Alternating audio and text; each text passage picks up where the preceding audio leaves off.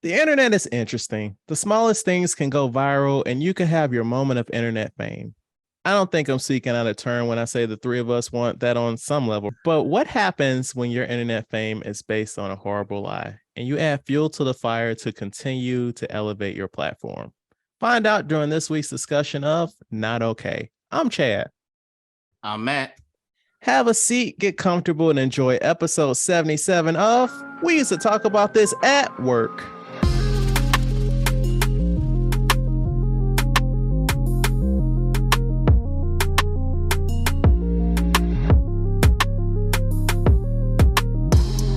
All right, Matt. So I was a man of my word.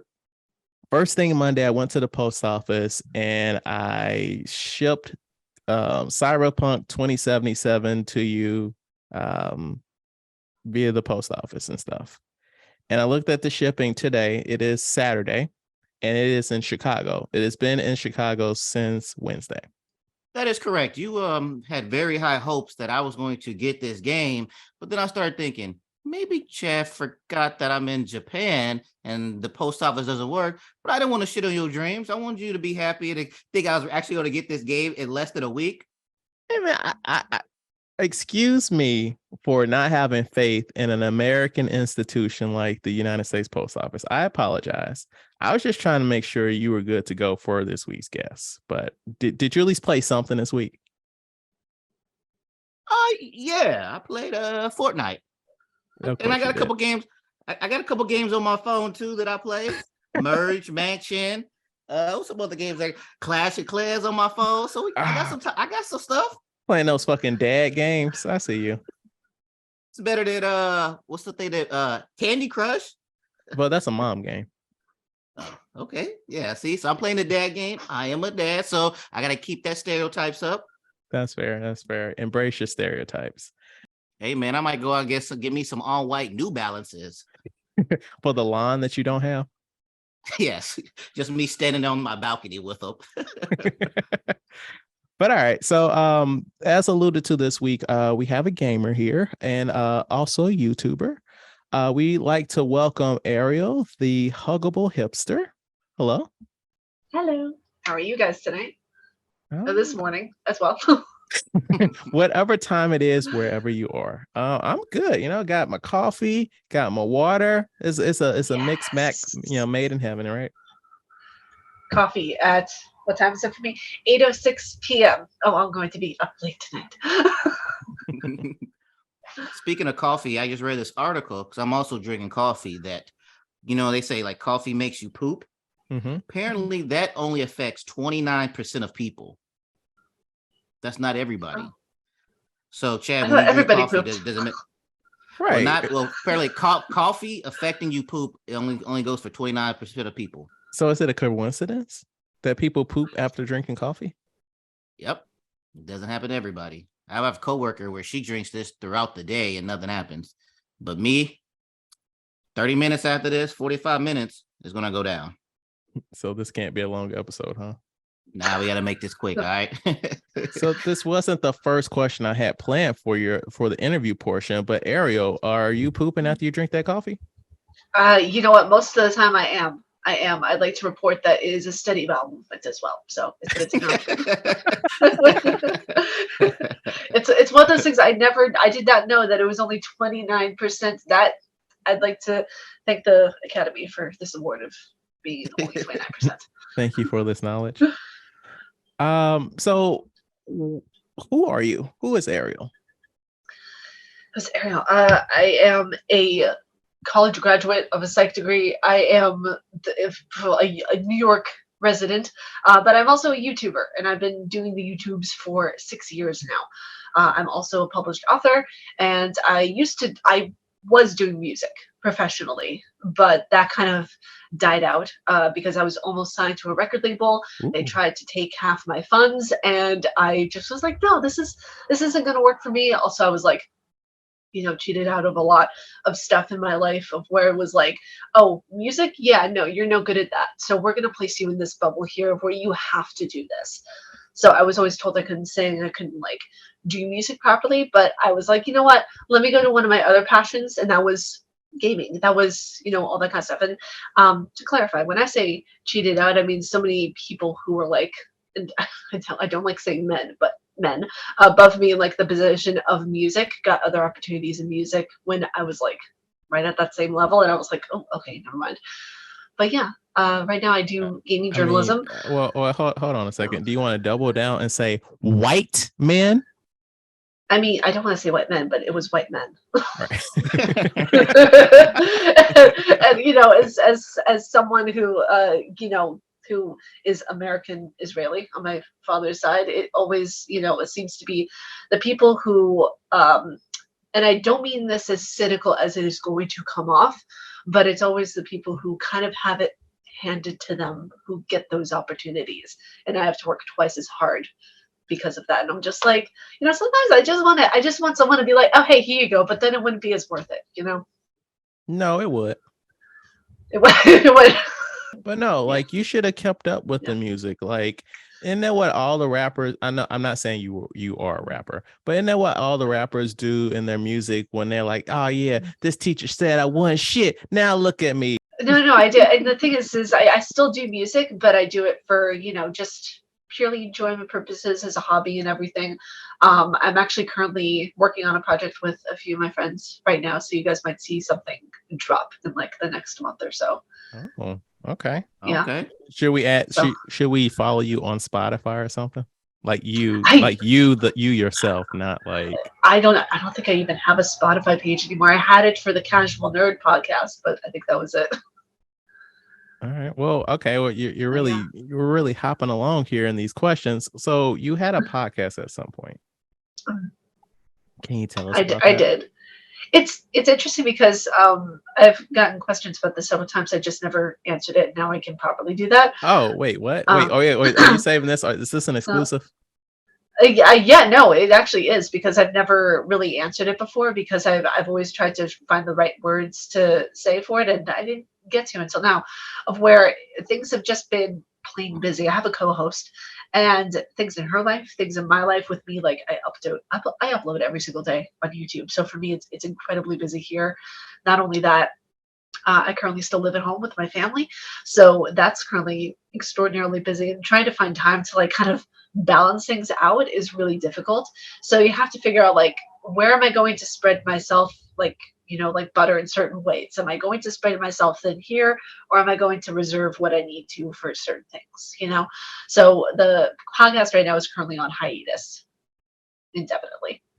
Trust me, Matt and I understand. How do I want to say this, Matt? It's hard out here doing a podcast. Right. And we just do this weekly. Like, I can't imagine like you upload every single day. And every day, like I'm sure that you're not just going off the cuff on those videos. So like you're writing stuff and then you're editing. Actually, no, I'm not. I only write stuff that are my articles. My articles and my review videos, because I have the articles, those are for all intents and purposes my script. Every other video I do is off the cuff. Oh, okay. Nice. Yeah. See, that's badass, but I'm trying to fucking elevate your platform right now. Okay, thanks. No, it's scripted. Yeah, but I don't know. Yeah, you know how long I write? I don't sleep. Neither do I. I have insomnia. That's fair. Well, that coffee you drink is not helping now, is it? No, it's not, and it's because I know I need to do work after this podcast, so I'm prepping myself in advance. But no, it's just like we just do this. Like we do this. We record, weekly. And we'll watch stuff during the week, and then I do the editing, and Matt does the clickety clack on social media. But then we've got like families and work, and it's just like, yeah, I fucking get it. It's just like, where is the time for the thing that you like to do and the thing that you have to do? Well, that's the thing too. I prioritize time to be lazy. Like I don't accept anything less for myself. If I don't prioritize time to be lazy, I'll go insane. That's why whenever like I I don't. That's why I even don't upload at a specific time. I'll upload every day, but if I upload it at, let's say, 1 p.m. every day, it adds like a stressor onto me because I have to upload by that time, and I don't need to add that stress. Makes sense. So, So what is the origins of your name? of Huggable Hipster. Well, I meant Ariel, like Little Mermaid. Oh, right? Ariel. No, I'm So messing. it's I'm messing. no, if you want me to say that, I can too, because not too many. A lot of people think it's from the Little Mermaid. It's not. It has both Shakespearean and Jewish heritage. Of where my dad was like, oh, Ariel means in Hebrew, lioness of God. So there's both like a male and female way to spell it. So like the one that you see how the Little Mermaid is spelled, Ariel, that's the male way to say it. Oh. Yeah. The Yeah. more you know. Exactly. And then the one with Arielle, the way mine is spelled, that's the female version of it. So whenever it's like calling me Ariel from The Little Mermaid, I'm like, yeah, I'm a dude. I love it. So, yeah, but no, it's interesting too because like the reason my mom picked it is because, and I'm probably not saying this fully, so if my mom is watching, sorry, mom. That name is from Shakespeare's The Tempest, and it's a little spirit that floats around the castle. So she named me after a ghost, I guess. But my Huggable Hipster name was named after I was in college and I was at a tutoring session, and during the time of my senior year I was tutoring in both psychology and biology, and one student who was doing the master's program came up to me, and what the case was normally is that students would use the tutors basically as like a reason why they can't be disturbed. So if you see you're being tutored by someone, no one will come and interrupt you. That's just like an unspoken rule in college. So whenever like he came up to me, he sat there and I was editing my first YouTube video because I started, when did I start? April 5th of 2016. I started. You know the exact date? Yeah. Because it's around the time of my dad's birthday. His birthday is April 15th and I started on April 5th. So that's how I kind of link it together. But yeah, when I was first doing it, I was like thinking of thumbnails and all these different things that I wanted to do and content, and like I was gotten rid of all of like the toxic things from my life. So when I was sitting in the tutoring session, I was like, what do I want to name this YouTube channel that could be beneficial? And I knew I wanted to have hipster in there as kind of like endearing sarcasm kind of thing, because everyone thought I was a hipster. Basically, I listened to bands that nobody had heard of, and I wore too many scarves and drank way too much coffee. So when and here you are, many years later, still doing those things. I am still kicking. I'm still here doing it. As she sips her iced coffee. As I sip my iced frappa mocha, hallelujah. Okay. No, but the huggable part came from one of my friends was rushing over to me, and what they always did when they greeted me was, hey, hugs. I'm like, I thought about it later on and I was like, hugs, hipster? Hug. And then later on, like after like a few days or something, huggable started ringing, and I was like, huggable hipster. I'm like, okay, yeah, they go well together, So that's how it came about. So walk us through a video, like from ideal to you just hit publish. So, okay, that depends on the video. Are we talking about a review video? Or are we talking about like a playthrough of like a walkthrough video or something like that? I wasn't ready for you to ask me a question. I'm interviewing you. What are you doing? I'm sorry. Okay, so if it's the run-of-the-mill video of where it's like a review video, those take time. Those take about, I would say, a week to do. And that's post finishing the game. So let's say, for example, I'm in the process of reviewing Uncharted 4 right now and also doing a playthrough of it. So you have to record the playthrough, you have to edit it, you have to do all that stuff. But I take notes whenever I'm doing like a review, and I'll like stop the game like mid-time while I think of like, okay, what do I want to cover? What psychology points do I want to bring up in the article? What kind of things do I want to cover that people might not have noticed or missed when they're doing their review? So whenever I play it, like I'll write notes and I'll keep up with like, do I want to cover philosophical content do I want to cover, like in comparisons like to lore, craft, or anything like that. So I'll try to like come up with like different things that I want to cover in the article in the notes. Once the notes are all done, I'll go over them. I'll like sit on them for like a couple of days, make sure there's nothing I want to like go over and revise, and then I start the article. And basically the article is done within the notes. I just have to go and type it up. And then once that's done, I record the video, then edit that. And then once everything is all edited with the game footage, because I'll keep the game footage and I'll overlay that so that people have references to see like how the game plays while I'm talking about different things. And then I'll edit like thumbnail for it and then do the metadata, do all the SEO stuff, and then hit publish. So. And you post, and you post every day. Every single day. Yeah. It'll range between, I do 2 reviews a week. I do game playthrough twice a week as well. I have a news program it's called The Casual Nerd, and I'll like cover every Monday topics in gaming news. Yeah, I always like, is that an homage to your podcast? Not necessarily an homage. It's something that I was doing ever since I started YouTube, but I used to call it Tea Talk, and then everyone thought, oh my god, she's a drama channel. Cut that name out. So. Hey, get those clickety clacks, all right? Get those clicks. Yeah, exactly. And that's one thing that people mistake about me a lot is that, oh, she's for the drama because she knows she called it Tea Talk. It's like, ugh, I can't stand drama. I can't stand it, so I don't want to be associated with it. That's fair. So I've been a subscriber to your YouTube channel for a little bit now. And I can't remember exactly what it was. I was looking for information on some game, and it was just like white dude, white dude, white dude. And I was like, okay, cool.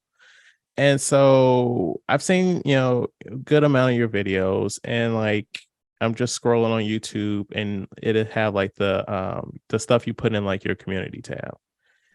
And a while back you mentioned stuff about like just, where you at like with your growth and everything, and how are you feeling? You say you've been in the game for 7 years? 6 years. 6 years. Like, how do you feel about where you are as a creator now?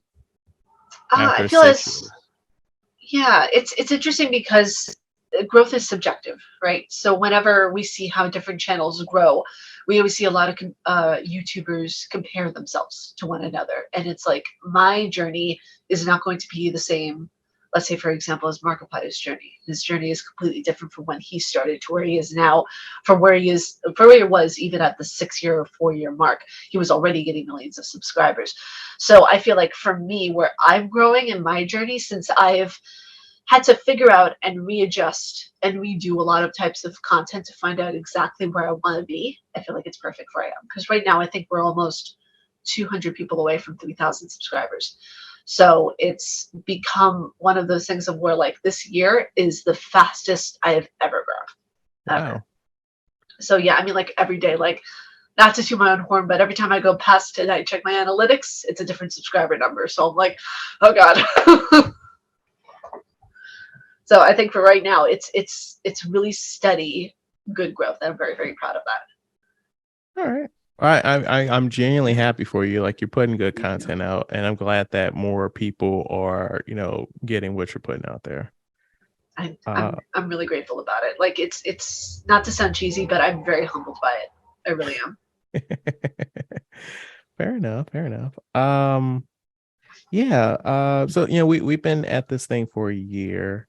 And, we have. You okay, Matt? Oh no, I'm just listening. You made an eye thing. Why did you make an eye thing? No, I was gonna say something, but I was trying to think about how to say it, and I couldn't get it right, so that's why I didn't say anything at all. The floor is yours, sir. Oh no, I was gonna say something like, I guess, Arielle, have you ever like been able to speak to one of your fans, or not fans, subscribers? So I was thinking like this right here, where Chad has been a fan of yours for a while, and then now he has his platform with this platform he was able to reach out to you. So like, I guess, it's hard for us to actually get feedback and know exactly who's listening to us and stuff like that. But now you actually have a real life person of one of your subscribers that's been watching your videos for years. So that's like, to me, like that's a cool feeling that you actually get to talk to somebody and be like, oh, I've been watching you or listening to you for years. I was trying to process that, get that out. I think that's cool. Yeah, no, it is, and like on the topic of that, I actually talk to my subscribers every day, like through Twitter, and like they'll DM me a lot of the time, and we'll have conversations and everything. Like I always try to be as open of a book as possible with them. Sometimes like I do have my boundaries. Don't get me wrong. Like I'm not like someone where like you can hit me up at 4 o'clock in the morning and be like, hey bestie, what's going on? And it's like no, that's not gonna happen. But like for people who just want to hit me up and ask questions and we're already following one another, or they want to, ask me something in my Twitter or my comment section, I'm always more than happy to talk with them. I love talking to my community so much. No, that's a interesting question, Matt. Because like when I logged onto the Zoom call and she was already there, I was like, oh, this feels weird. Because like I'm just used to like I'm gonna call it your set, but where you're recording it. I'm like, oh yeah, that's what she does the videos. So I know that chair. Right. So for me, it felt a little weird. Oh, well, hopefully it's not as weird now. No. Like it's just like that moment. I was like, oh, right, okay. Anyway, put on my interview hat. Yeah. So the month is October. What are you looking forward to by the end of the year, game wise? Oh, and this is everybody can play. Oh gosh, Scorn. Absolutely. That's a horror game I've been looking forward to ever since I saw the first trailer drop. What's that on? It looks really we don't even know a lot of the information. We saw 2 creepy trailers and that you're basically like in this alien world and that's it, but it looks insanely creepy. Like if you look at some of the pictures and everything, it looks wild. Wait, is it coming out this year? Yeah, it comes out at the end of October. It comes out I think on the 23rd. Yeah, it's available on Steam. They don't have physical copies yet. So. Okay. Yeah, okay. I think the pre-order price is like $29 if I'm not mistaken. Interesting. Okay. Scorn is an upcoming first-person survival horror adventure game. So on Windows and Xbox. What about you, Matt? What are you looking forward to video game wise? That will be out by the end of the year. I know you don't plan on buying a game until you get a PS5, blah, fucking blah. But I'm just saying, like, what games are you looking forward to? Gotham Knights. Ooh, same. Oh. That's not my pick, but I also am looking forward to that. Yeah, I've been just watching some of the gameplay and everything else like that, and I guess that's the first one that came up to mind. But I guess if I sat down and took some more time, I can probably think of some other ones. But yeah, I'm really intrigued about Gotham Knights. So for me, it's going to be Project Calypso. Oh, the Calypso project, I mean. Oh, yes. I've seen so much of that game. It looks really good. It's coming out on PS5, and it's got she's that woman from The Boys, the one that kills people, like the one that is a boy. She is the boy on the team. Oh, okay. I was like, wait. What are you talking about? Kimiko. I know. Yeah, she was just in Bullet Train. Oh yeah. She was. So she's like I guess the lead character in the game. Is it called Callisto Project or Calypto? Callisto, right? Callisto, I think. Callisto. Okay. All right. Yeah, it's supposed to be. It looks very Dead Space. Yeah. So I'm with it. Like I really enjoyed Dead Space, and so I'm looking forward to this game. I'll play it sometime. Play the very first one before the remake comes out. Yeah, we were talking about this pre-show about how Arielle's a bit of a youngster here. I'm making these references trying to be cute, and she's like, I don't know what that is. You know what's funny about this though, and I do have a funny story to share with you guys, because I and normally when I don't wear makeup, like I'm not wearing any makeup right now, I normally get told that I look like about 19, 20 years old, right? I was buying the game Returnal at Walmart, and I got carded. And I told the man, I was like, I am going to be 30 this month, sir. And he's like, I still need your license. Yes. And they had to double check it. They had another manager come over, and he was like, hey, can you look at this person? I'm like, what are you talking about? Seriously. Like, that New Yorker just came out. Like, it's so funny to me though, because it's like, I get it. I still look like a fetus, but that no need for disrespect, please. Like, don't disrespect me, okay? Like, I don't have contour on. I don't have any of the stuff that makes a female a stereotypical female, but I'm still here. Wait, what does that mean? I don't have the stuff that makes us there. Is that a body part reference? Like, what's happening? I know here? it's not. It was just a funny reference to like all the makeup and stuff that we're told to put on because society thinks that we need it. I gotcha.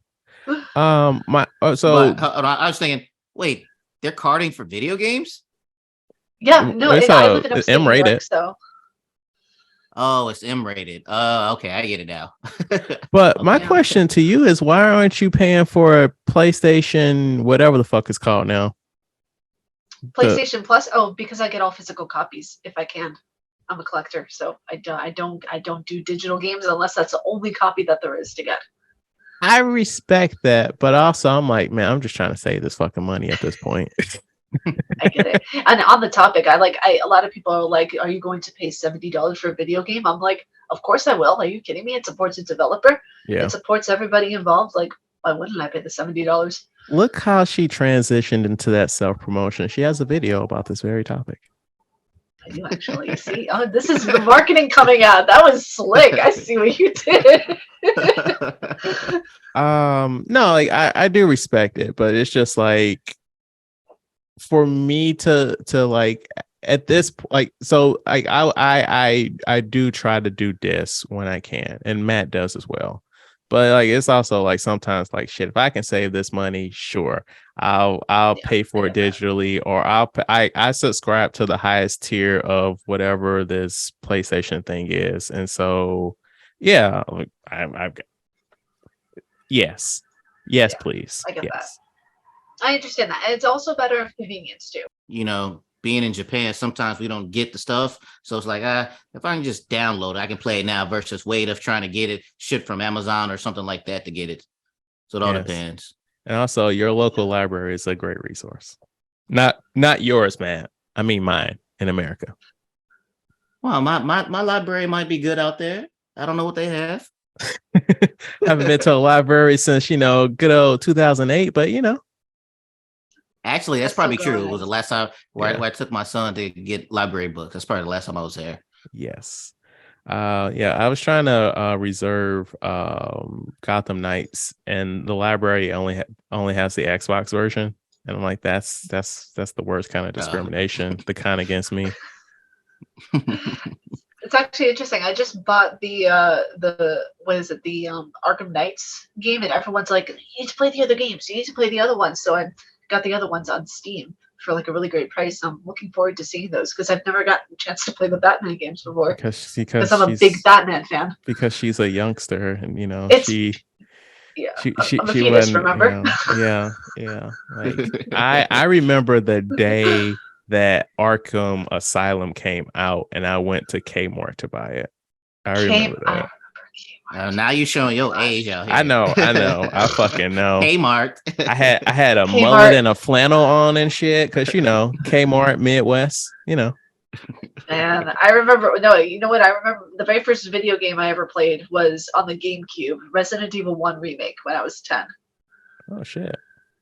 Yeah, and my dad was like, "No, we're not gonna save it to Hanukkah. We're not gonna do that. You want it now, right?" And I'm just like, "What is it though?" And I didn't know what video games were at all when I was 10. I only knew like Pac-Man and certain computer games and everything like that. But my dad showed me that.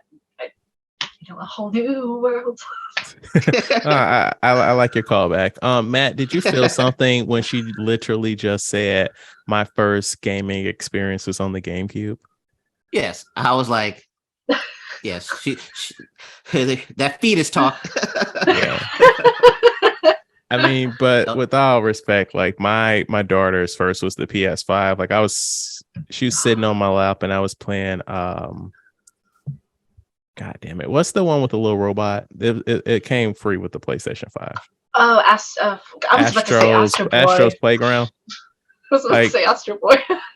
Yeah, Astro Boy. You know, that lovely licensed game. Yeah, and that like one. she just snatched the controller from me and just hit the directional arrow. Like eventually she was just walking into the wall, but I was a proud papa that day. But yeah, my fucking young ass child first experience was a PS5 in the year 2020. So yeah, we're all old. That's so cute. Yeah. Did you catch that? Either you guys catch that Mario teaser trailer? I have not. I just hear a lot of people complaining about it for no reason. I heard people complaining about the poster, but like the stuff that I've seen, the people that were shitting on the poster were eating that teaser up. Oh, really? I haven't seen it. I'm doing a review of it, but the only thing that I heard that people are not liking is the fact that Mario's booty is so flat. Yeah, that's from the poster because it was an ass shot. Yeah, okay, so wait, hold on. Let's stop right here. So I saw that too. Was this a thing that Mario had cake before and I just didn't notice? Have you not seen those memes about Mario having some ass? I must not be on that one. I never knew that Mario had a wagon behind him. I didn't know that. Because it's not the princess with that ass, all right? Why do you think Princess Peach likes him?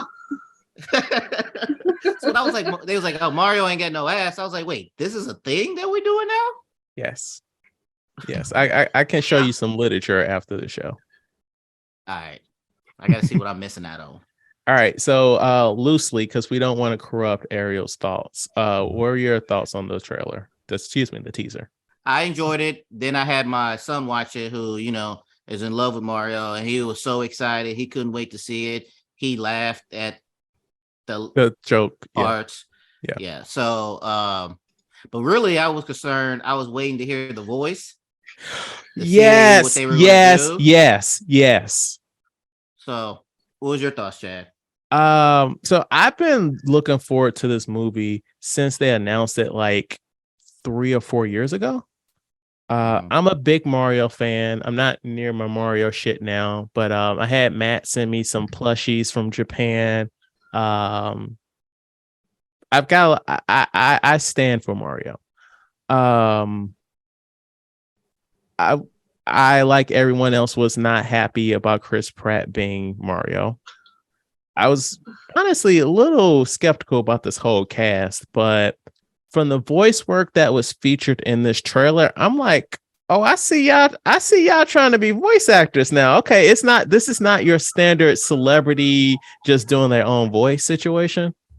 So right, I appreciate they're trying. Work in. Yeah. So the animation looks great. I cannot fucking wait. I will be there opening weekend. If this does well, maybe we'll have Arielle back for the movie review since she's video game person. We'll see how this goes. But yeah, I genuinely cannot wait for this movie. It's not on here, but I just thought about this not right now. But then we should have asked her about Last of Us. Oh, did you see the trailer for that? Don't even get me started. I'm so in love with it. I can't wait. I can't wait. I loved both games so much, like with my whole soul. I loved it. And I played both of those. What I shouldn't have done was play both of those games back to back on my YouTube channel. I should not have done that emotionally to myself. Oh no, it was bad, but it was also really good to get a feel of both of them. So same. I think we playing those. We played those before we started. We played the second one before we started a podcast, but fucking loved it. Like, fuck all that internet chatter. Like, story was great. I fucking love Abby. I was here for that game. As long as I get games like Abby, I'm set in life. Okay. That's fire to me. If I see, like, that's what always got me so irritated when people were like, why do you have like one with muscles in a video game? I'm like, why do you care? Why did you get the game? Yeah, But shut up. but also it's like there are women that look like that. Yeah, I'm looking forward to the show, but I like Pedro Pascal, but he's literally doing the same thing on The Mandalorian. Literally. I didn't even think of that, actually. He's fucking doing an escort mission with a minor. Hey man, he got a type. He knows what he's good at. He is a little thing called typecast. Yes. Yeah. So we're kind of out of the video game realm of this. Arielle, what was the last movie you saw outside of your homework for this podcast? Let's see, the last movie that I saw, because this is going to age me a lot, Legally Blonde. I mean, it's not like, are you saying you saw that? I'm sorry, let me rephrase that. In the theater. Morbius. That was the last one that I saw. Okay. Do you? Okay. So this is a little early in the podcast, but are you okay? Are you okay? No, I'm fine. I'm fine. On the record, I'm fine. I'm just saying, like, going to see Morbius in the theater makes me feel like you have some negative opinions about your time and yourself. No, actually, I didn't see it in the theater. I saw it illegally on Twitch. That's another thing entirely. Oh, that. Well, it was Morbid time, right? And then it cut off because the person's account got removed. So everybody was migrating over to a new account. I'm like, I just want to see the rest of this. And then I bought it on Blu-ray and my life is complete. So. Oh my God. No regrets. No regrets whatsoever. I love it. Respect. Yeah. So why don't you and Matt talk about anime for like an hour? Exactly. Oh man. So Anno Exorcist. What do you think about that? I just need to know your opinion. I have not seen it. I've only been on this anime journey for about 3 years now. So but that's okay because she's so fucking young that that's when she started, that's when she learned how to watch TV, right? Yeah, pretty much. So I've been mixing new and old. So the first anime that I've watched was One Punch Man, and then that got me into anime. So then I went back old school and watched One Piece. Nice. So I've been watching, did some Dragon Ball, did some Naruto, still in the middle. But this was on my topic, but I'm about to bring it out now. So we're talking about anime. Is on Netflix. They have a show called Uncle from Another World. Shout out to our previous guest of Caesar for pointing it out. And it's great. I don't know if have you seen it before or yet? No, I've not. Yeah, it's basically an uncle who was in a coma for X amount of years. And then it turns out when he wakes up that he was actually living in a simulation magical world. Oh. A magical world with elves and blah, blah, blah. So he wakes up in the regular world, but he still knows his magical powers. So now he's doing magical stuff in the real world. So so then, of course, like any person would do, he starts a YouTube channel. So then I love that. Yeah, that's what the anime is about. So then he's doing this magic on YouTube. And of course, you have the haters where they're like, that's fake or that's CGI and stuff like that. So it's good. That was really I'm sorry. No, that just sounds really interesting, actually. That was a good one for this guest. And so it's good. It's on Netflix. I always have to switch over to the Netflix that Japan has because they have way better anime in Japan. And I always hear everything dubbed, not subbed. All right. So what is Breaking, Matt? All right. This is a movie that got me all in my feels. Let me pull up my research. Is this Breaking 2 Electric Boogaloo? Like, I'm not joking right now. No, but it was like when I was putting in there, I was like, Break It. movie. Like I was getting the breakdance it was, but no, I was like breaking movie new. So it stars John Boyega. Oh, is this the bank robber one? Yes, it's about a military veteran. The VA stole his money, Oh, and he goes to rob this bank, but then like he is such a nice guy. Like he's like as a it's in a trailer, so this is not a spoiler, but I am about to spoil later on some shit later on. But as he pans a bake, I got a bomb, everything. He let them escort all the customers out. He was like, hey, I need at least 2 of y'all who work here. So while he's behind them, the phone rings. So he answers it, and she was like, hey, is like Rachel there?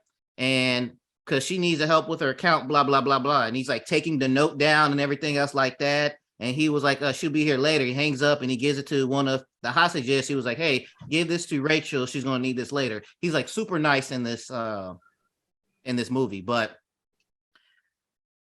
as a veteran, I can feel for him. He's just trying to make his he's trying to get his disability check. He was getting the checks. Then he missed a couple days. He was in university and he missed a couple days and he stopped going. So then they took his disability check to pay for the school, but now he's homeless and things like that. So now this wasn't shown in the movie, but I did research after the movie to where, because this is based off a real story. This really did happen. oh, so shit, okay. that guy, Lance Corporal Brian Brown Easley, he, have problems. So he was moving from different location to location. So he never actually got those letters. So in the movie, they were like, the bank teller's like, hey, you can have all this money or whatever. She was like, how much money are you asking for? And he was like, I just want, like, he's like, I don't want the bank's money. I want my money from the VA. And then she was like, well, how much is it? $892. Because the original title of this movie was going to be called 892, but he just wanted his check for that he deserved. He didn't want it from the bank. Even the teller was like, I'll give you the money myself. And he was like, I don't want your money. I want my money from the VA. But the police, SWAT, end up killing him. And just being a veteran myself, trying to get through the VA and just trying to survive and everything, it got me in my feelings. And also, he acted his ass off in this movie. He was very believable in this movie. Yes, so it was sounds great. Powerful. Yeah, but it was a great movie. You guys should all watch it. It was very good. Very good. Very good. Okay. One more time. It was very good. That's how good it was. That's right. 4 very goods from Matt. If that count is wrong, I'm sorry. Your service. Saying? I also just want to say thank you so much for your service. I didn't know that you were a vet as well. Oh, it was my honor. I had fun out there. I enjoyed my time in the Navy. Yeah, Matt has enjoyed his time in the Navy. That's very fucking true. He's talked about it on some episodes, and there's some stuff I had to cut too. And I have that's definitely a movie I would see because my dad, he was in the Israeli army and he fought in like different wars and stuff like that. So that's definitely a movie I would be interested in seeing as well. Right, because one thing is it personally, this is my feelings for it. Just shows like we as America say that we love our military and everything, but then once it's time to go back home, is the love is not there anymore. Sure, they like to bring us out for sporting events and things like that, but those are the exception, not the rule. To where people. What about the ones that are not functioning, the one that needs the help? And I'm in so many Facebook groups with veterans where there is so much red tape, so much steps where people are just trying to get the benefits that they earned. And just to go through the day, they're just looking for the medical they need. They're just looking for housing if they can't afford it. It's a fucked up way. So, and I'm glad that the movie was able to show that. Also, I have to say as a side note really quickly, I'm so sorry, Matt. I just want to say this is probably very silly, but you and I have the same glasses. We do? You got girl glasses, man. You're a fucking girl, man. Nah, we both got sexy glasses. That's what we got. Don't call this child sexy. We're both sexy bitches. Sexy. Yes, we are. Hashtag sexy bitches. Right. All right. I see y'all. You and these fucking guests keep discriminating me. You remember a couple of weeks ago when y'all motherfuckers was wearing red and my dumb ass was wearing gray? What is this shit? Oh, no. See, I don't know. Just wake up and we's got this vibe. Like, I knew nothing of her until you told me. So I was like, let me look it up. And the first video I watched of hers was she was shitting on Friday the 13th video. And I was like, all right, I like her. I was like, we could do this. That's the only video I watched. I fucks with her. I was like, I like shitting on stuff. So I was like, yeah, all right, this could work. So last week I was very upset. I was shitting on the Lego Corporation because I bought the Office set in July. I pre-ordered it, and when it came to me, they were like, "Hey, man, you can't get the October free gift with purchase." And I was like, "But I want that free shit." And so, me and my daughter, we rode up to the mall last Sunday, and she's in her stroller, looking adorable and shit. And I made sure, comb my beard and stuff and brush my hair, so they won't think I'm like some savage ass black man, right? Because you gotta look presentable and shit. And so we going up in the Lego store, and the woman's like, "Oh my God, your daughter's so cute." And I was like, "Thank you for telling me what I already fucking know. Thank you."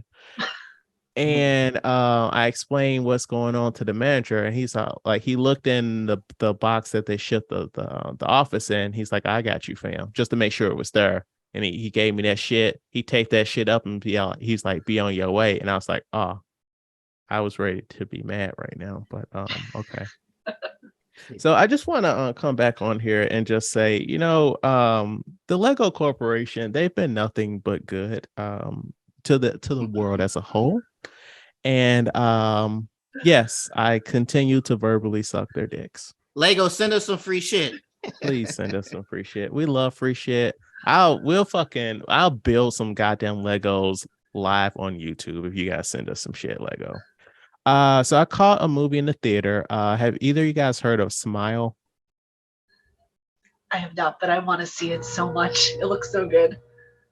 I've heard of it just for the simple fact that I watch sports, and I guess part of their promotion is they have a woman smiling, staring at the camera with a weird smile in different sporting events. So that's how I found out about it. But I actually have no idea what the actual movie is about, though. Yeah, it's about think of it kind of like a virus. So you see somebody do something very crazy, like kill themselves, and they're smiling, and the trauma from you witnessing that transfers it to you, and eventually you get the smile demon in you, and you eventually kill yourself. You have like so much time before like it takes over and you kill yourself. The movie was quite good. It's got Jesse T. Usher. He's A-Train on The Boys. And also apparently Kevin Bacon's daughter. She's the lead in the movie. And Wow. it was really good. I don't want to get too deep into it because Arielle wants to see it, but essentially the movie's about trauma and how we deal with it. That's like the main thesis of it, because like the demon can only transfer itself to you because you witnessed the trauma of someone committing, killing themselves. Yeah, it was really good. It's apparently based off a short film called Laura Hasn't Slept, and I also watched that this week. It's like 10 minutes. Like if you Google hard enough, you can find it. It's basically the opening scene of the movie is basically the short film where the person is explaining like how they can't sleep and they're being haunted by this smiling entity, and that's basically what it is. Like it's some excellent acting in the short film. I highly recommend it, especially it's October, spooky shit. Go see it. Give this movie some money. And last thing is I started the Midnight Club on Netflix. So I keep thinking of Midnight Society when I think of this show. Do you know what I'm referencing, Matt? No, because when I hear Midnight Club, I think of the car video game. So they're making a movie out of that, or Need for Speed or something, like a new movie. Oh, okay. So Midnight Society was the group in Are You Afraid of the Dark that told the Oh, stories? yeah. So it's kind of like that where these terminally ill kids in the 90s, they are in this they're in hospice, but the hospice center is an old converted mansion. And at midnight they tell each other like stories. So the show has like an overall story about like the kids in the hospice, but then like each episode they tell a story and like that's different characters and stuff. So you get the best of both worlds. Apparently, this is based off a series of books, which I did not know because before I found that out, I thought they were trying to rip off Are You Afraid of the Dark? But no, that's not what's happening. But it's on Netflix. I've watched the first 2 of 10 episodes and it's quite good. So hopefully next week I can talk about it further. Well, I just looked it up real quick, and one of the first stories was, I guess Mike Flanagan directed it. It says Mike Flanagan's Midnight Club breaks world record for most jump scares in a TV episode. Whoa, interesting. Yeah, but they did it in a super annoying way because they were right one after another. And like somebody was telling that story and the jump stories kept happening. And they were like, stop fucking doing that. Like that's derivative. And so like they're trying to make a point about that. Oh, okay. You see, it's kind of like how Five Nights at Freddy's does it. They do way too many jump scares where it just becomes annoying after a while. I can't play that game. And it's not just because like it's scary. It's just like you got to be doing too much. And I'm not trying to juggle all that shit. Yeah, after a while it just gets boring and monotonous. Like that was that was the first video I ever uploaded on my YouTube channel for Five Nights at Freddy's 4. And it was okay. It was cute. It was scary, but then it was like, oh, you're doing this again? Okay, cool. Yeah, I'm good. So here we come to our weekly portion, our weekly section that is totally not just here because of our guests. It's Matt and Chad's Game Corner where we talk about games. You know, Matt. Like always. Yeah, exactly. So tell us about your old man games this week. Man, I've been playing Fortnite like crazy. That's not an old man. That's a young man's game and that's a young person's game. Man, I've been playing Pac-Man like crazy. Man, on my Atari. Right. Actually, I do have a Pac-Man arcade machine though. In your Japan home? That's nice. Or yeah, in America? Right here. Yeah. No, in my Japan home. I like how you called it my Japan home. Well, you've got, it's not like you don't have shit here. Right. But no, actually got one. My son has it in his room. Okay. He got it for Christmas a couple years ago. Yeah. I played Fortnite for like a while yesterday. But besides that, the last game I played was Stray. We talked about that a couple months ago. Yeah. So besides, it was adorable. Yes. Made me look all like a baby. So I played I've been playing Control since like Sunday, and I am having so much fun. Sometimes it takes, at least for me, a little minute before like I'm actually invested in the game where I keep wanting to play it, but like almost from jump I was like, I'm invested. Like I just want to play this with all of my free time. So what is it about? Have either of you heard of Alan Wake? That's actually one of the games I'm going to be reviewing. In this round of the reviews, I review it after I finish Uncharted 4. Okay. Are you playing? You're going to be streaming it too, or just reviewing it? No, just reviewing it, doing it on my own time. Okay. Alan Wake is a game that came out in like 2008 or 2009, and at the time it was like a Xbox exclusive. 2010. Okay. And Control is it's set in the same universe as Alan Wake. So like weird shit was happening to Alan Wake, and in Control, there's a government agency called the Bureau of Control where they go out and investigate and contain artifacts that are doing weird shit. Like, oh yeah, you've got this mirror, and like you get too close to it and you get sucked into like a mirror world. Or here's a film projector that opens portals to other worlds, but it's not always fun shit that comes out of the said portals, you know? So the main character, Jessie, she has been looking for her brother since she was a kid, because as kids they found one of these artifacts, and the Bureau of Control took the artifact and also her brother. So she's been looking for her brother all this time. So she finally finds the Bureau of Control. And as luck would have it, it's during a lockdown because something got out. And so you're trying to go to the different departments and set everything right. And along the way, you gain like powers, like you can float, or you can like use telepathy to like pick objects up and throw it. And I'm just having a lot of fun. Wow. That sounds like so much fun. It is. And so the reason I have this game is because I subscribe to PlayStation Plus. And so I think last year they were giving out the version with all the DLC as one of the monthly games. Oh, and nice. So I'm not realizing what's DLC. You can tell what the main story is, but some stuff is like, I don't know if this is DLC or if this is just a side mission.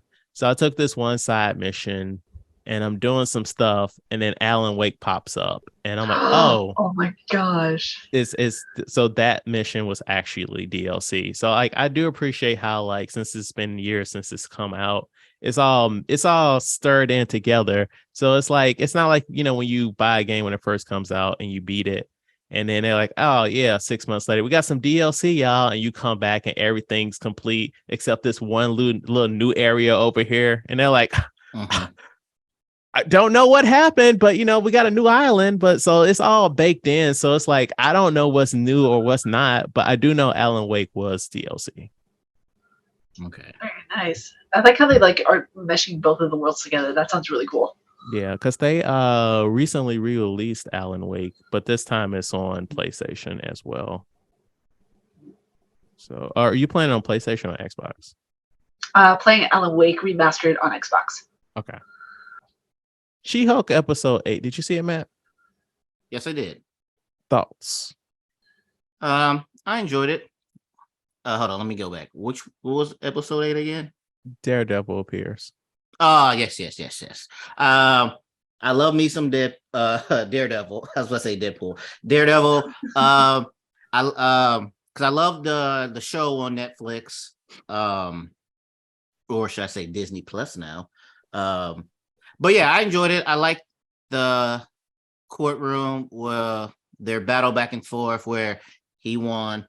I don't know the comic book history of them teaming up or anything else like that. I enjoyed their banter. I was surprised when they hooked up. Same here. I appreciate they gave us a little taste of what I'm looking for. I want lawyer stuff. I want fun lawyer adventures. And I got a little taste of that. We got Daredevil. I love the fake out with because you know Daredevil on Netflix is famous for those hallway fight scenes, and they set that shit up. It was like 10 dudes, and you're like, Daredevil about to whoop all y'all motherfucking asses, and then She-Hulk busts in and just crushes them, and it was funny. But let me ask you, what's her has her uniform always looked like that? I mean, is that what it looked like in the comic books?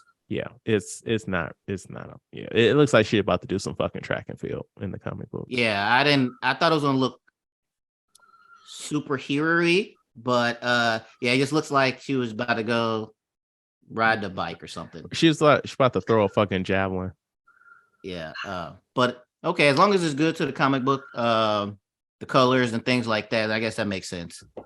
But no, like I do love like the flirty back and forth, like when he was like, okay, It's 10 dudes. It should take me about 15 seconds to take each one out. And she's like, I don't have a half an hour for all this. An And he's hour. like, He's like, that's not that how math is math not works. math works, right? So I love that little back and forth. I will say I'm annoyed that they stopped doing those after credit scenes, like after episode 3 or 4. And I just feel like it would have been kind of fun to have him do the walk of shame as the after credit scene. Oh yeah. But yeah, and then I do appreciate, like, she's like, well, this is fun.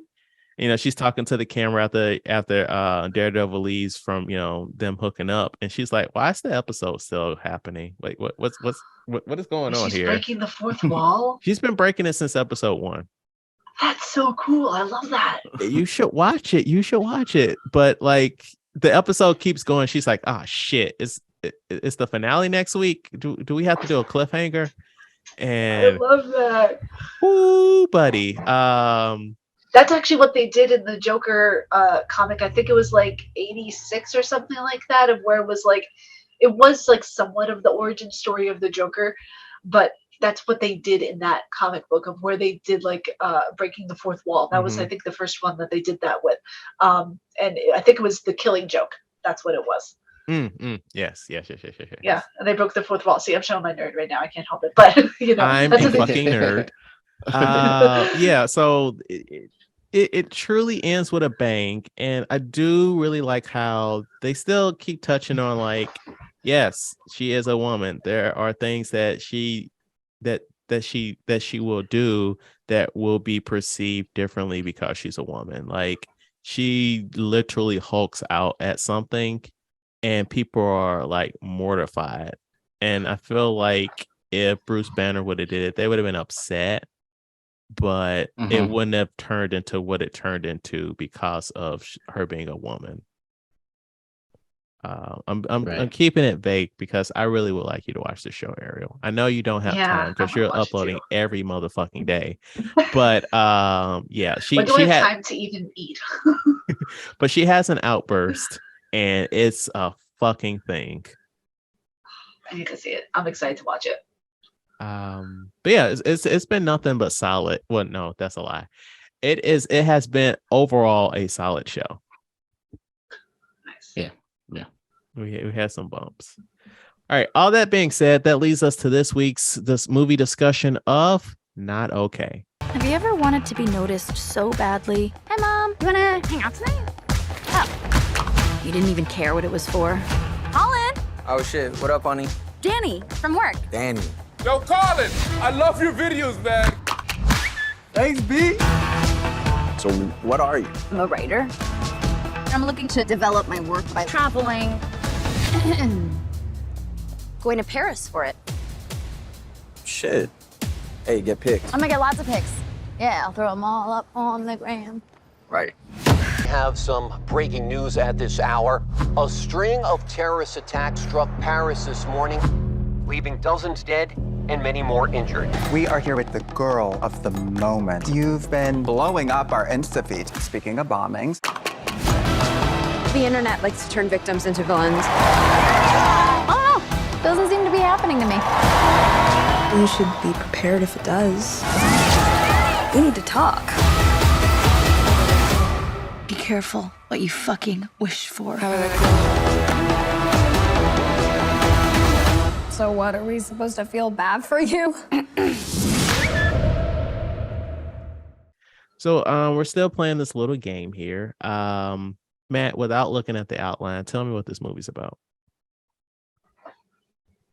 It is about somebody who they want to get the fame, or they want to get the attention from somebody, from a person. They create a lie to get attention. That lie explodes, and now they get this additional attention, which they've been wanting. So now they got to continue this lie on even more. Okay, Arielle, how would you describe this movie? Exactly like how being a YouTuber is to an extent, only without the lies. Well, some YouTubers do lie, actually. Some YouTubers have created entire personas that were entirely fake. But but I would create it kind of as a depiction of what happens when you push things too far that aren't supposed to exactly be pushed, if you know what I mean. Like for people who haven't watched the movie, obviously, I would highly recommend it to see like how social media plays a part, like what happens when social media goes too far, kind of thing. Yeah. Okay. So IMDb says an ambitious young woman finds followers and fame when she poses as the survivor of a deadly attack. But she soon learns that online notoriety comes with a terrible price. Arielle, what did you think of this movie? And please feel free to spoil the ever-loving shit out of this if you need to. Oh, I have permission to. Okay. All right. I wasn't sure if I could spoil it at all. And I loved this movie. I think honestly it should be required watching for anybody who's in content creation, to be honest. Because when you, let's say for example, when you lie about something, and I took notes on this, I was there watching the movie, I was like, wait a second, no, need to talk about that. Because like when you have someone who is starting social media who has depression the way this character does, and I stopped it at one of the frames because I wanted to see what medication she was taking. Lexapro is an antidepressant.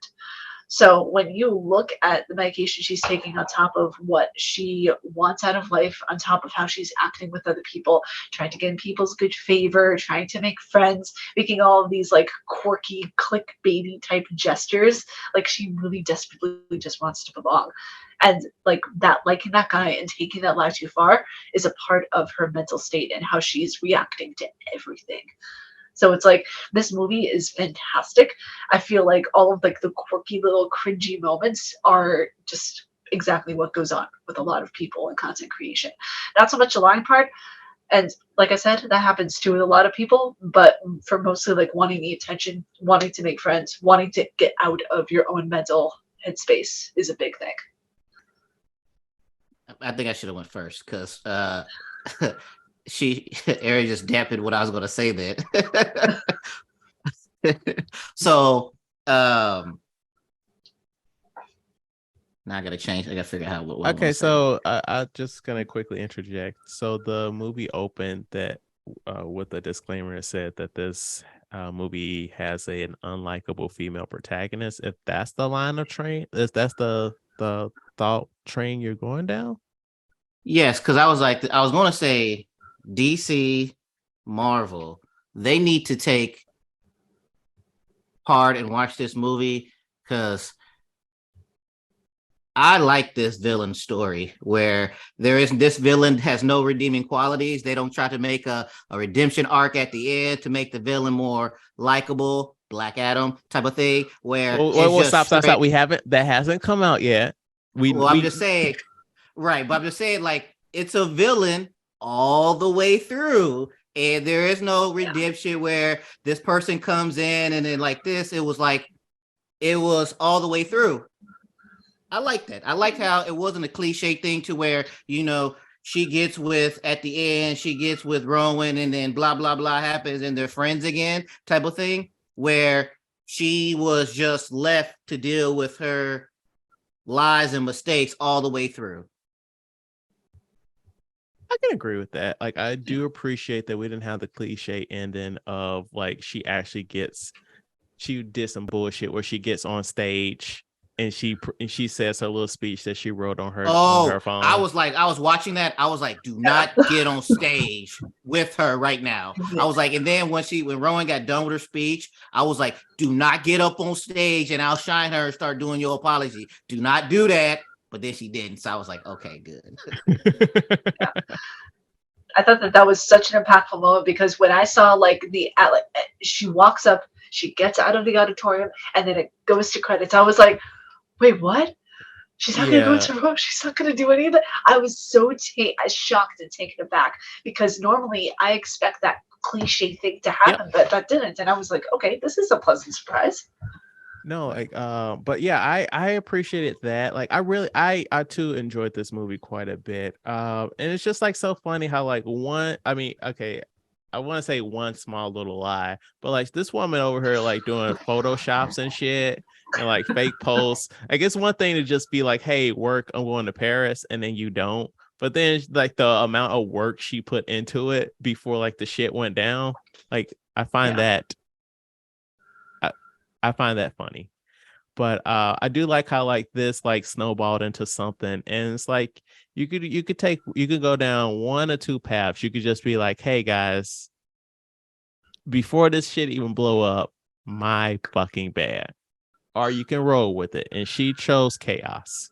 She chose to go to the fucking airport, ask people were getting off the plane from Paris to get in the fucking pictures with the reporters and shit. She had her little fake ass beret, like going. See, my thing was even that. Okay, you lied. You do your Photoshop. Okay, shit hits the fan. Terrorist attack. Then she's like, I got to cover up this lie. She does the airport thing, which was fine for me. She goes to work. They're like, blah, blah, blah. And then this is where I got upset about. You don't continually to lean into this lie. The lie is done. We're done now. Just be like, I don't want to talk about this. Yes, I experienced this, and move on to something truthful. She kept leaning into this lie. She already created this world, but then she leaned into it and she made this lie her whole life. And that's where I'm like, she shouldn't have done that. I get out this lie. Now you got the attention that you wanted. Now do some writing, do whatever to make your truth. But she just kept leaning back into this lie that she did to where but now her whole world evolved around it. Right, but here's the thing, man. Nobody want to hear about that shit. Like, okay, she did some writing. If you're not writing about that experience, nobody want to read that shit. So that she had to lean into it from that aspect. I feel like it was kind of like between like two things, because she didn't have a choice, but also she caused herself not to be able to have that choice. No, so. Yeah, like she is the arbiter of her own situation. Yes. Yeah. Like she didn't have to cake it on as much as she did, I feel. Like, you know, like Matt does have a point of where it's like, okay, you did this, you could have stopped it at a certain point, but you continued it on. So it made it impossible for people to stop bringing it up because you never stopped bringing it up. She got addicted to it. But I also don't like how she didn't get any negative internet stuff until everything was exposed. And like I find that far-fetched because like they were in group and Rowan was like, you know, just be careful because like that shit can turn on you real quick. And I'm surprised like all the stuff that she was posting online after her article blew up and like the pictures and she's in and like none of her comments are like, oh, these aren't my actual thoughts. But none of her comments were like, oh, I thought you experienced trauma. Why are you out, you know, at these parties and stuff in these pictures? Like you should be at home, you know, scared for your life or something like that. You know, things of that nature, you know, where people were trying to like tell her how she should react to a traumatic event. Mm-hmm. I'm surprised that wasn't covered. Because I'm surprised because that's what normally happens with social media. Yeah. Right. So I don't know. But also, I want to get her name right. Mia Isaac. She played Rowan. She was a very good actress when she was doing those speeches. Yeah. You could feel the passion and everything she was saying. She was very good at actressing. She was crushing it. Actressing. Yes, she was very good at her job.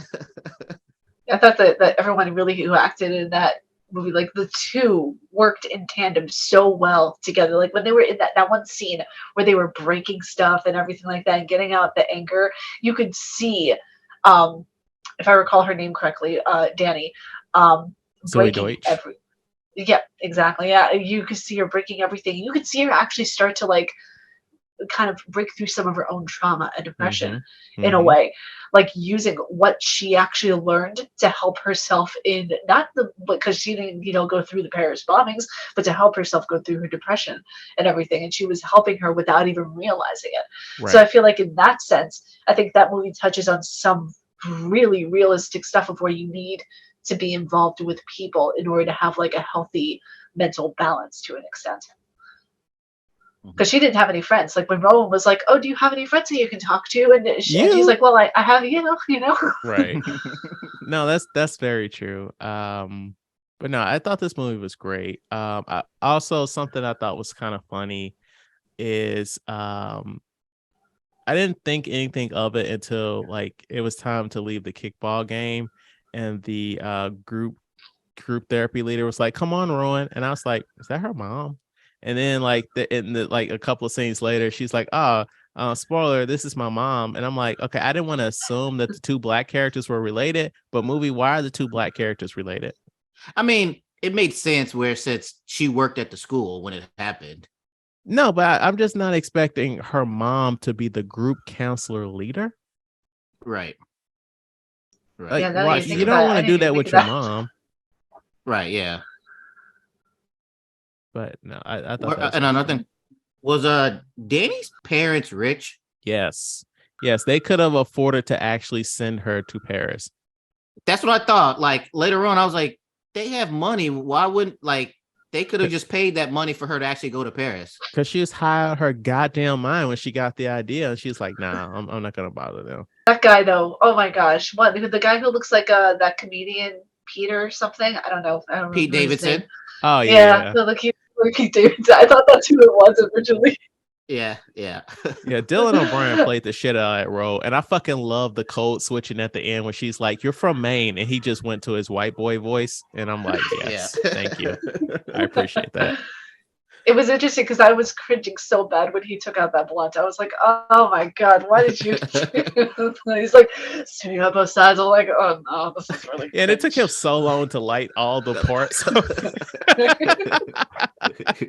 So it was this and one other movie that I thought of when I asked if you want to come on. And just like, we the three of us, we create content, different kind of content. Like, we're more audio, and you're the visual kind, but it's just like the things one will do to get those clicks. Yeah, it's something of where I am part of the movie where she sends out her apology kind of article and everything like that, and she's a writer, and I associated with it because I was a writer.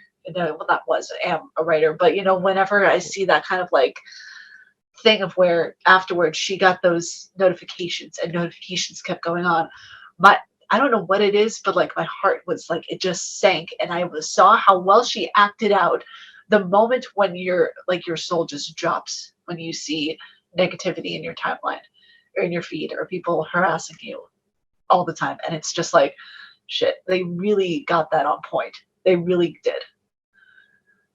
Because that's the thing with the job, like you never know like what thing is going to piss what person off to the point of where they will stalk you or where they will harass you. Because I have, a couple of stalkers. I have people who literally will not leave my messages alone. I have to remove certain accounts. I have to block a lot of people a lot of the time. And that movie showcases how far, like, even in the beginning of the movie when she says, be careful what you effing wish for, So it's really shows the reality of social media, and whenever you wish for something hard enough, it does happen. Like that's what people don't understand, is like that manifestation thing, it is a reality.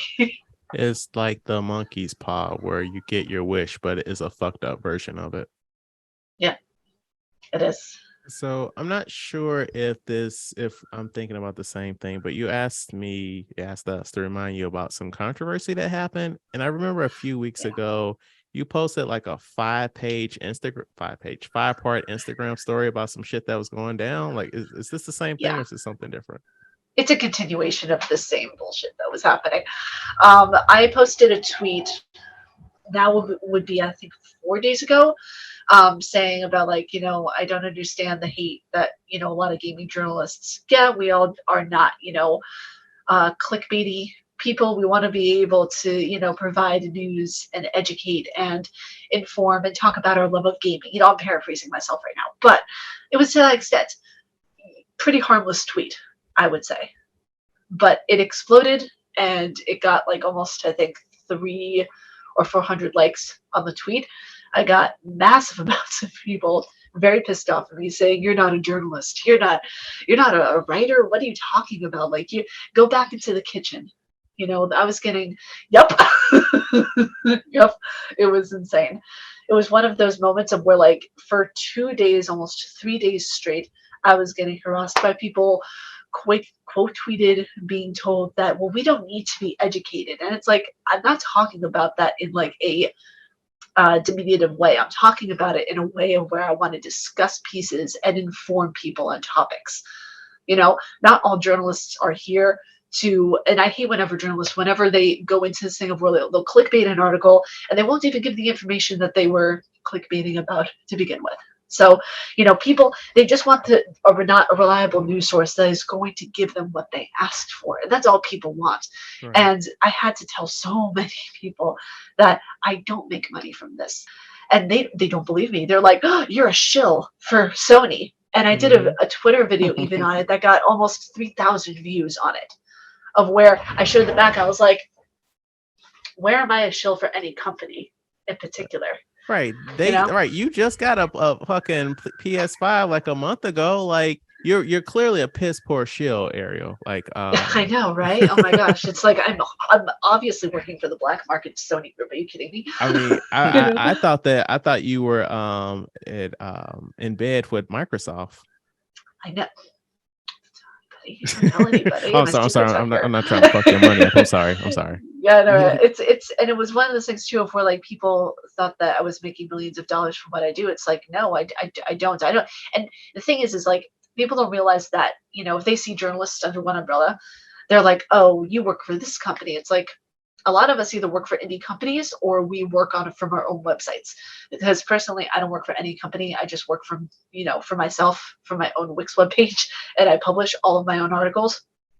But yeah, a lot of people, it was intense. Like I had to like really kind of like sit back for a moment after I saw that movie, because the harassment part of it, I don't like saying the word triggered, but it did trigger that kind of resurgence of emotion that I felt during those days. Because I'm not gonna lie, I still feel like the effects from it, like it's only happened a few days ago.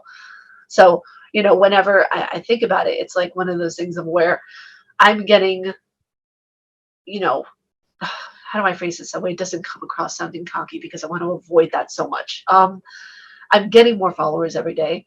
I get notifications. Like I have to put the notifications off of my phone or else it freezes my phone. Like I get so many people asking me different questions about stuff, and that I can only answer it in a certain amount of time. If I don't answer someone's question, they block me. So there's a lot that goes into this that people don't realize necessarily. I keep my DMs off for a reason. You know, I get harassed through emails. I get, you know, people telling me what games I should play on my channel. So there's a lot that goes into it that people don't realize. And I think that this movie covers, like I said, the harassment part of it and a lot of the social part of it really well, like how you're being a socialite, how you have to keep up appearances, how you have to, like, once you reach popularity, it doesn't stop. You have to keep yourself looking and acting and being present 24/7, even when you don't want to be. Yeah, you have to stay relevant, because then you're going to lose that, because people are not going to stay if you're not still giving them what they want. There's this market is saturated, so unless it's something like they have a legit, not emotional, that's not the right word, some kind of connection, then they will move on to the next person doing it, getting their fix from somebody else. So you have to keep putting stuff out there for them. All right. So what do you all think the Rotten Tomatoes score was on this movie? I would say roughly like 70, because not everybody's going to vibe with this movie. 85. Because I feel like everybody's doing something on, they could relate to this movie somehow. This so out of 99 critic reviews, this the average was 74%. Okay. And the audience score was 59%. Oh wow, the audience didn't like it. They couldn't relate. They not content creators like us. Also, you know, at the end of the day, who among us doesn't hate women, right? And so they were like, I can't follow this female character. Oh, well, then I figured they would have. If they don't like women, they probably be like, yeah, she gets what she deserves, and she would like that part. But no, they couldn't connect because it wasn't a white man. Oh, the movie should have been following Dylan O'Brien, because he's a character you want, right? You know, he's a alpha male. getting women, having sex in bathrooms and stuff, having unprotected sex at that. He needs to go to therapy. He got something he needs to work through. When he was having sex with her, and he was like, "You we kept calling her you." Oh yeah, that was some fucked up that sexy was talk. He was like, how you call? He's like, "I'm gonna take care of you. You're damaged." Or he was saying something like that. And I was you like, fucked up, you damaged. Yeah. Like, I'm like, my guy, like, why is this making you aroused? Right. That's what I say. He needs to go to therapy. He needs to work. So he got some things to work through. Yes, he does. He's the one you should be asking, "Are you okay?" Right. he said he was okay. He tweeted, "I'm okay," so it's all good. It's all good. I'm okay, but I'm not okay. Yeah. So trivia. Of the following actors from the movie, who filmed scenes for a Spider-Man movie, but they were cut out? A. Zoe Deutsch or Danny. B. Mia Isaac or Rowan. Or C. Dylan O'Brien, Colin. I would think Dylan O'Brien. I was going to say that, but now to make it interesting, I will say Danny. Why do you say what you said, Arielle? Because he's a very forgettable character. I'm just putting that out there. Hey. He is a fan favorite on the TV show Teen Wolf. He's I'm sorry, they made a show out of the movie. They ruined it. Yeah, he had like 5 seasons, and it's got a revival coming on Paramount Plus. Okay, interesting. Because No, I've like, only seen the one with Michael J. Fox. No, like, people fucking love his character on Teen Wolf, and also he was the lead in the Maze Runner movies. Like, literally, I'm not joking. Oh.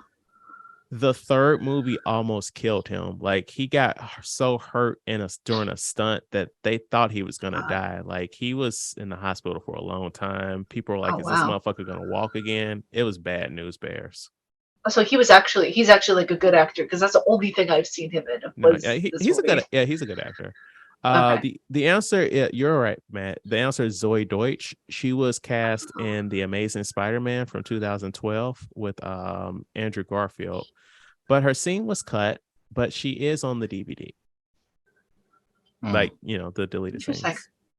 All right, so trivia was very sparse, so I got 2 things. The first one is the character Rowan has some similarities with real-world school shooting survivor turned activist X Gonzalez, who was born Emma Gonzalez, who survived the Stoneman Douglas High School shooting in Parkland, Florida. And also, the other bit of trivia I have is director Quinn Shepard and co-star Nadia Alexander, who played Harper, got engaged while filming the movie. And the director was actually the person at the end of the movie during that other group therapy session. That was the one named Quinn. I think she sat next to Danny. That was the director. Oh, nice. Okay. But yeah, so that's all I've got. So first and foremost, before we roll out, I would like to wish you a happy birthday, Arielle. Thank you. This episode posts, you'll probably be 30 when this posts. So I don't know. I'm throwing shit at the wall here.